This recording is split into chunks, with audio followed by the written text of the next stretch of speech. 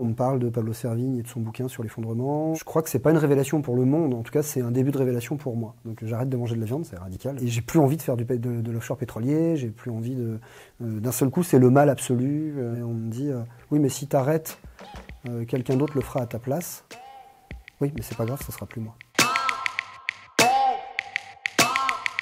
Alors bonjour, moi c'est Ludovic. J'ai grandi en banlieue parisienne, à Châtillon-sous-Bagneux dans le 92 avec mes parents. Jusqu'à l'âge de 13 ans, ça se passait plutôt bien. Ma mère travaillait à l'INSEE, à l'Institut national des statistiques et des études économiques. J'ai peu de souvenirs, mais c'était vraiment une femme formidable, qui était très aimante et très attentive et très douce, qui a été frappée d'un cancer du sein qui s'est généralisé. Et elle est morte assez peu de temps après avoir commencé à contracter le cancer. En réalité, ça a été assez rapide. Très vite après le décès de ma mère, mon père nous présente une nouvelle femme. Et ça, c'est pas bien passé du tout.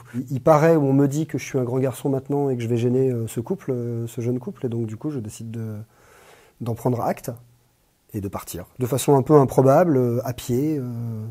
Et je marche pendant, mais vraiment très très longtemps. Je me rends compte qu'on est dans le Jura, mais bien après. Donc je fais quand même sacrée distance. Et là, je tombe dans une famille avec laquelle je vais rester. Bernadette, dans une 4L vert pomme, s'arrête et voit un gosse, quoi, au bord de la route.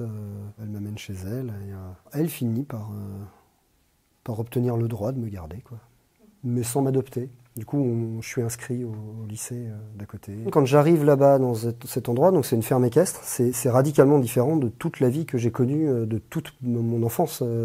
On est dans des gigantesques espaces, en plein milieu de la nature. C'est un centre de compétition pour former des chevaux pour du saut d'obstacle ou du dressage. Et très vite, il faut que je gagne ma pitance. Donc très vite, il faut que j'apprenne à monter à cheval et que j'apprenne à dresser des chevaux, quoi. Le monde équestre en lui-même était une vraie chance parce que c'était le goût de la compétition, tout en étant entouré par des gens bienveillants, mais avec un goût amer de pas y aller nous-mêmes. Ce qui s'est passé dans le temps, c'est que je travaillais des chevaux, mais pas pour que moi je puisse sortir en concours. Et je sais pas, en toute transparence, si c'est parce que j'avais pas le niveau ou si c'est parce que c'était vraiment pas mon travail.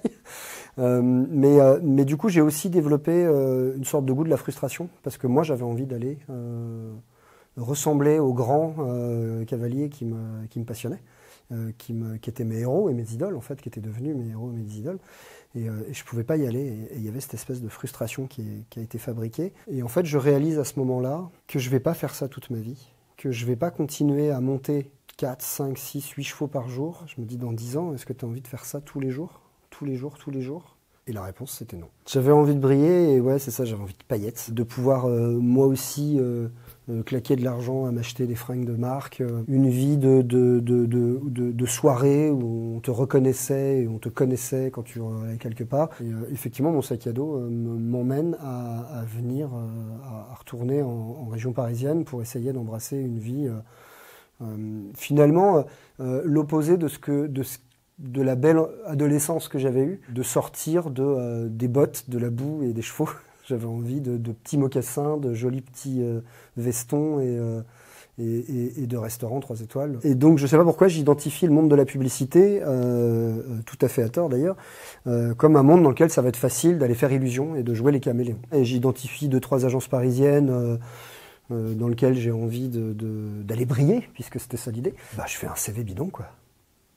Ça me semble finalement à l'époque tout à fait naturel et normal de m'inventer une vie et une histoire pour pouvoir rentrer dans des jolies agences parisiennes. J'arrive quand même à me faire embaucher dans une petite boîte à Boulogne. Je vis un moment qui touche presque l'extase puisque je sors de nulle part. Je démarre dans ce milieu-là en partant de rien et avec une histoire pipotée dans laquelle je me donne les moyens d'exister au milieu de tous ces gens. Et dans lequel j'arrive à exister. J'ai un petit appart, quel qu'il soit, on s'en fout, n'empêche que j'ai un appart en plein milieu de Paris. On fréquente des bars et des boîtes plutôt branchées. Il y a une vraie sensation d'accomplissement avant que ça bascule dans ma tête. Alors, c'est un peu le paradoxe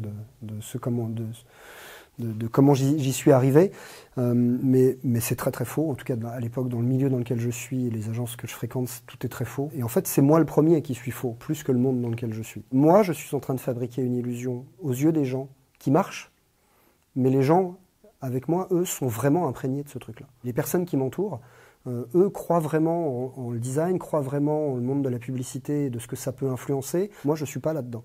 Je suis dans je veux juste exister. Je suis excessif du coup dans ce milieu-là et je me mets à l'époque, accumuler énormément de biens, des figurines de manga, des objets divers et variés, des sculptures design. Et en fait, je crois qu'il y a un moment, cette accumulation excessive de biens totalement inutiles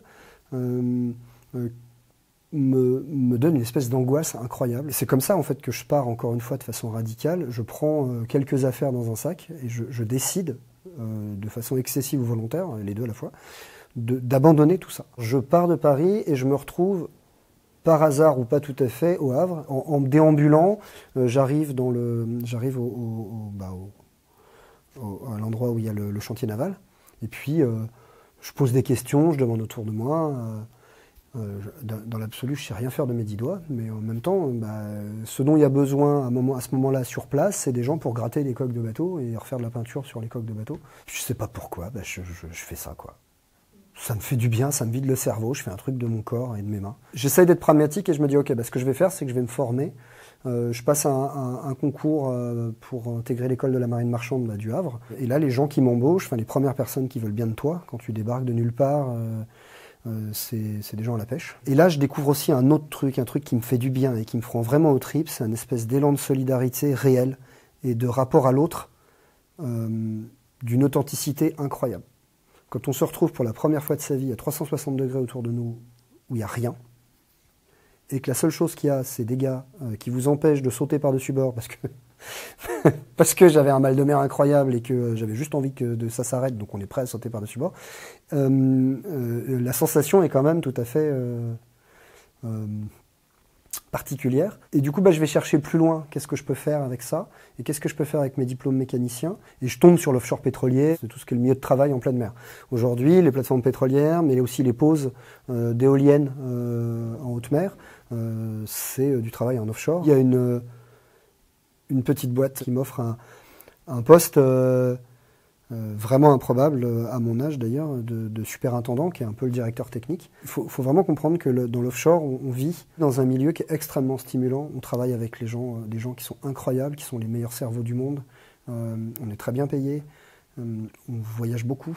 Et paradoxalement à ça, donc je vis au milieu aussi, quand je rentre à terre, au milieu de gens qui sont radicalement différents que ça, et ça me fait un grand bien d'ailleurs. Ce sont plus des gens beaucoup plus proches de la nature, qui font des balades en forêt, qui font des week-ends à vélo. On me parle de Pablo Servigne et de son bouquin sur l'effondrement, de ce que ça peut faire à la planète et des impacts qu'on a.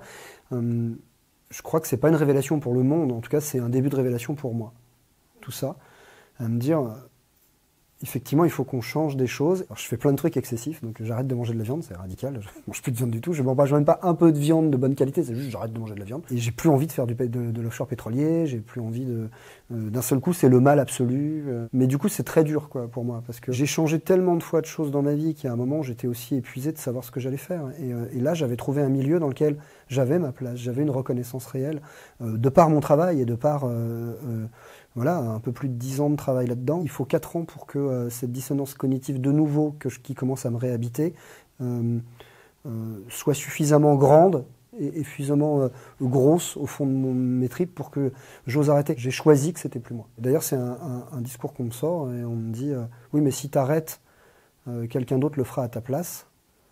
Oui, mais c'est pas grave, ça sera plus moi. Mais en même temps, j'ai pas envie de foutre toutes ces années de ma vie complètement en l'air. Du coup, j'ai envie de rester dans le monde des énergies, mais du côté des énergies propres, des énergies d'avenir, des énergies de demain. Et en fait, je suis tombé dans le photovoltaïque, alors entre guillemets, aussi parce que dans mon moment de paradoxe, j'ai été aidé un pote qui avait fait un joli projet d'une maison terre-paille et pour faire vivre cette maison terre-paille et aller jusqu'au bout de son délire, ne se connectait pas au réseau et donc on l'a fait comme un site isolé.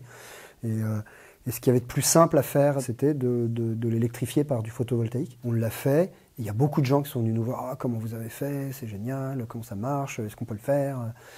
Et Et ça m'a donné envie d'aller par là. L'électricité, ça je connaissais, mais il y a aussi les notions de couverture, les notions de travail en hauteur. Et puis il y a aussi toute une notion, je décide de faire un truc qui est complètement novateur pour moi, c'est-à-dire de créer une boîte. Donc il y a aussi des notions de comment on crée une entreprise, il va falloir embaucher du monde, qu'est-ce que ça veut dire. Et donc du coup, il faut que je trouve un centre de formation digne de ce nom, un truc solide, un truc qui a de la réputation. Je me renseigne un peu autour de moi. Il existe quelques centres de formation à ce moment-là, mais il y a l'Institut national de l'énergie solaire. Je commence à rencontrer des gens de l'INES qui me proposent un parcours de formation. Et là, je claque toutes mes économies dans l'INES et je fais presque tout le parcours de formation de l'INES. J'ai fini par aller chercher, par la force des choses, des gens pour être mes associés. Et on a monté cette boîte. Ce qu'on fait, c'est aider toutes les boîtes et toutes les entreprises qui ont un besoin de sécuriser le coût de leur kilowattheure sur de nombreuses années. C'est-à-dire qu'on ne va pas en réalité poser des panneaux solaires. On va fabriquer des centrales pilotables et des éléments qui viennent soulager le réseau. Et puis à côté de ça, il y a un enjeu justement de conserver l'existant. Il existe beaucoup de centrales aujourd'hui qui ont 10, 15, 16, 17 ans, qui commencent à vieillir, mais aujourd'hui elles existent et elles comptent dans le paysage énergétique. Et il y a tout un enjeu de les remettre au goût du jour et de les rénover.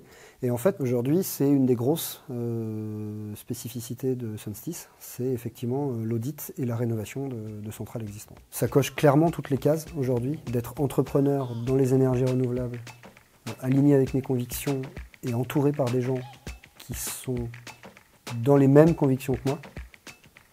Ça fait vraiment du bien.